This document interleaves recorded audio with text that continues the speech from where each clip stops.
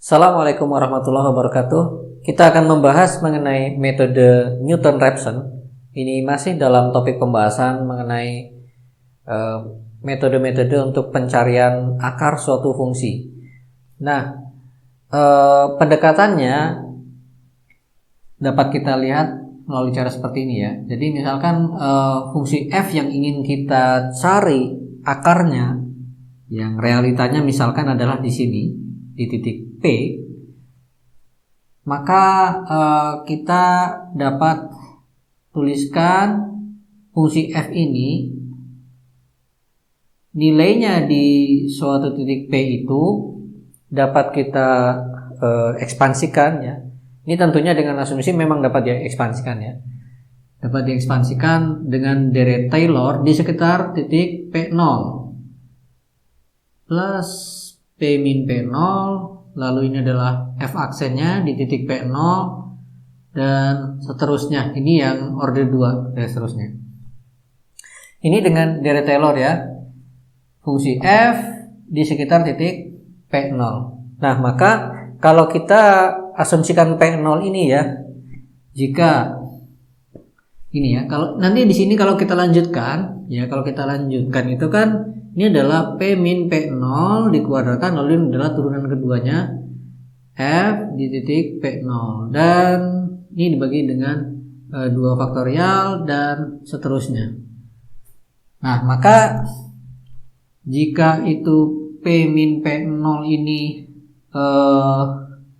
cukup kecil, maka asumsi kita si P min P0 N dengan N itu lebih besar sama dengan 2 ini nilainya cukup kecil ya, cukup kecil sehingga suku ke 1, 2, 3 ya, suku ke 3 dan seterusnya, ketiga dari deret Taylor di atas dapat diabaikan. Nah, kata mengabaikan ini memang agak ekstrim ya. Tapi ya asumsi kita memiliki P0 yang dekat dengan P yang kita cari ini. Sehingga kita bisa tuliskan begini, Fp ini dapat kita dekati dengan Fp0 ditambah dengan P min P0 gitu ya. Nah, maka nilai P yang ingin kita cari, kan yang sebenarnya yang kita ingin cari kan P ya. Misalkan P0 nya itu misalkan di sini. Oke, ini P0. Nilai P yang akan kita cari dapat kita selesaikan dengan cara kita ya. Tentunya kalau P-nya adalah ini ya, maka si Fp ini akan sama dengan 0 ya kan? Sehingga kita anggap bahwa 0 ini dapat didekati nilainya dengan Fp0 plus P min P0 F aksen P0. Nah, maka kalau dari sini kita selesaikan persamaan ini, jadi kita punya, anggaplah sekarang gini ya. Nah, gitu kita tulis begini ya. Ini 0, walaupun sebenarnya dapat didekati dengan ini, tapi sekarang kita tulis sama dengan, maka ini sekarang kita selesaikan persamaannya untuk mendapatkan nilai P. Kita punya P kalikan F aksen P0 dikurangi dengan P0 F aksen P0 itu sama dengan min F P0 gitu ya. Maka kita coba ini pindah ke kanan ya, kita pakai bahasa mudahnya saja, dipindah gitu. Sekali lagi yang benar bukan dipindah ya. P0 lalu semua kedua ruas kita bagi dengan Fp0, berarti P sama dengan P0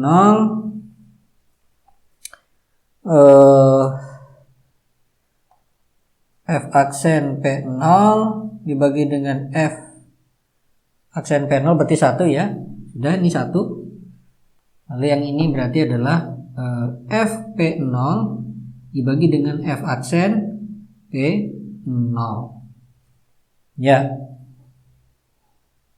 Ini upaya kita untuk mendekati nilai P yang ingin dicari, gitu ya.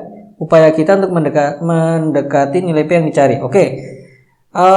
Berarti kita akan tuliskan bahwa P ini dapat didekati dengan seperti ini. Ini upaya kita. Sebelah kanan ini upaya kita, ini nilai yang ingin dicari. Upaya kita. Nah, upaya kita ini akan kita beri nama sebagai P1, sebagai langkah pertama kita. Oke. Ya. Kalau kita buat skemanya dalam grafik ini, langkah kita itu sebenarnya dapat digambarkan seperti ini ya. Jadi titik P0 ini kalau kita tentukan nilainya kan di grafik ini, inilah sebagai F P0-nya. Gitu. Kemudian di titik P0 ini kita buat garis singgungnya di titik F P0, F0 ini, yaitu garis singgungnya adalah ini. Nah, gitu ya. Nah, lalu ketemu dengan sumbu X, kita berhenti. Nah, titik inilah yang kita maksud sebagai titik P1. Ya, titik inilah yang kita maksud sebagai P1. Oke ya, lalu kalau kita lanjutkan prosesnya, jadi di tahap pertama kita baru dapat tadinya P0, kita dapat P1 ke sini. Lalu kemudian kalau kita ikuti grafik cara penggambaran seperti ini ya, maka kita bisa lihat di sini adalah FP1-nya. Ya, ini adalah FP1. Kemudian dari sini seperti tadi ya, mulai dari P0, ambil titik perpotongannya di kurva, lalu buat garis singgungnya. Maka di sini kita buat garis singgungnya, kita dapatkan garis singgungnya misalkan ini. Nah, ini gambarnya agak kurang bagus ya. Nah, gitu. Anggap aja bagus. Nah, maka perpotongannya dengan sumbu X inilah P2-nya, P berikutnya ya. P2-nya. Lalu lanjut. Ini kan terlihat ya semakin mendekati, walaupun realitanya nanti belum tentu ya. Nah, maka untuk langkah berikutnya kita ambil lagi mana titik perpotongannya dengan dengan grafik, lalu dari situ kita buat garis singgungnya. Nah, maka inilah P4. Terus begitu ya, semakin mendekati. Jadi yang dimaksud sebagai P2 berarti adalah nanti di sini adalah P1 dikurangi dengan F, P1 dibagi dengan F aksen P1. Lalu yang dimaksud sebagai P3 berarti nanti adalah P2 min F P2 dibagi dengan F aksen P2 dan seterusnya. Berarti secara umum kita punya Pn itu sama dengan Pn-1 dikurangi dengan F Pn-1 dibagi dengan F aksen Pn-1.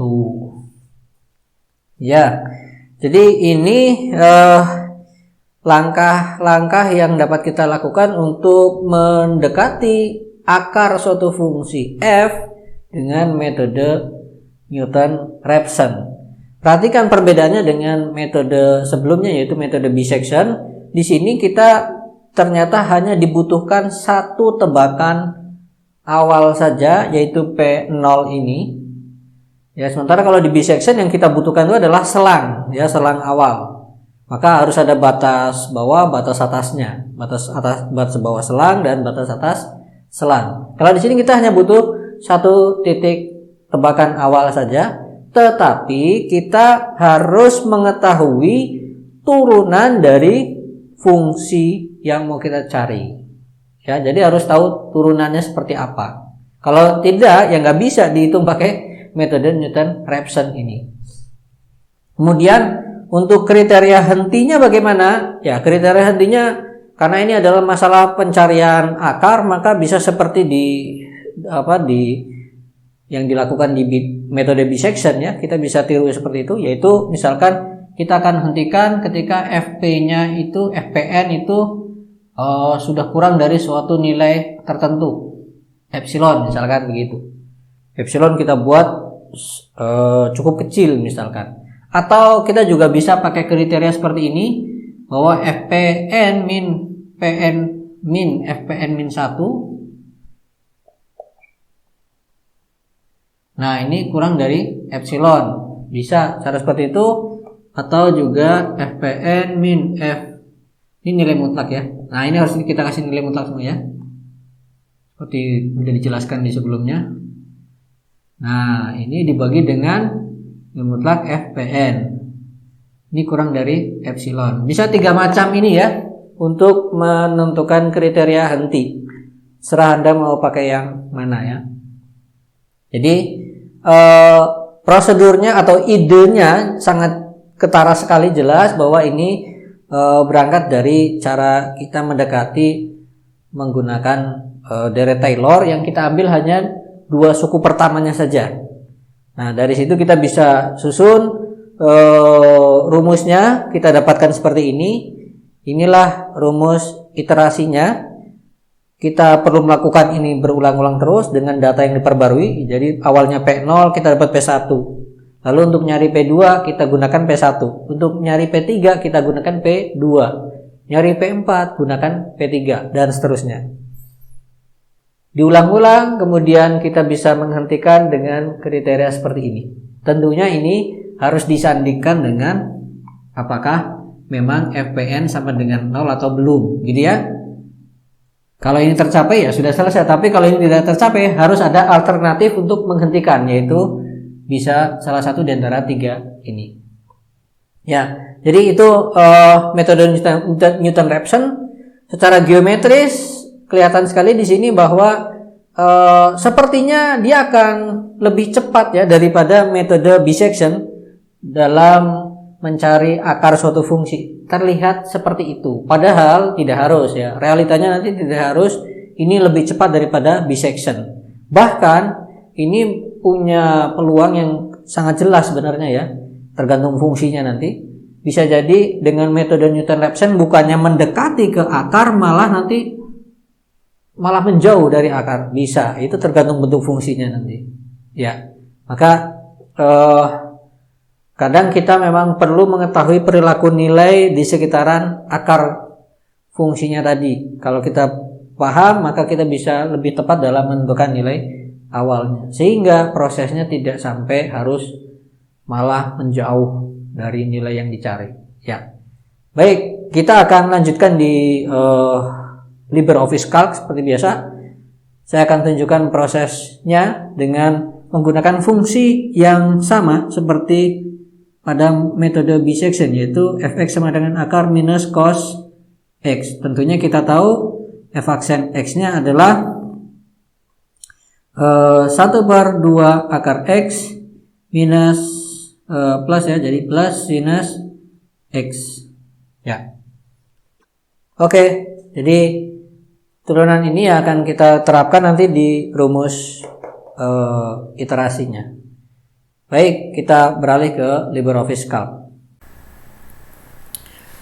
Oke, jadi fungsi fx yang mau kita cari akarnya kali ini dengan metode Newton-Raphson itu sama seperti ketika kita membahas di metode bisection, yaitu fungsi fx sama dengan akar x minus cosinus x.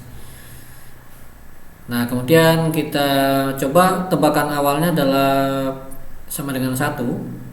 Ya, kalau kita ingat di metode bisection kita mulai dari selang antara 0 sampai 1. Nah, kali ini kita coba tebakan awalnya adalah 1. Jadi P0 itu 1, kemudian kriteria henti juga 0,0001. Nolnya 3 di sini.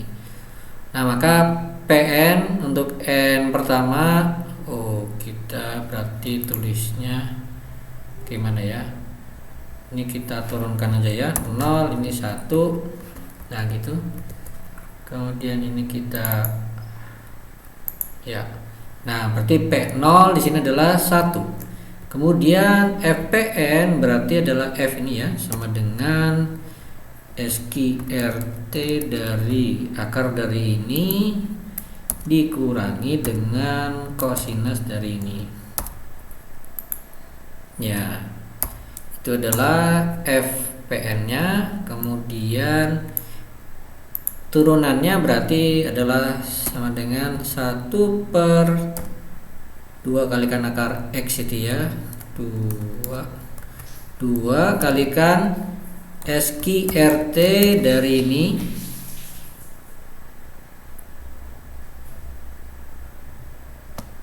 oke, kemudian ditambah dengan sinus dari ini juga ya. Ini adalah nilai turunannya di titik PN.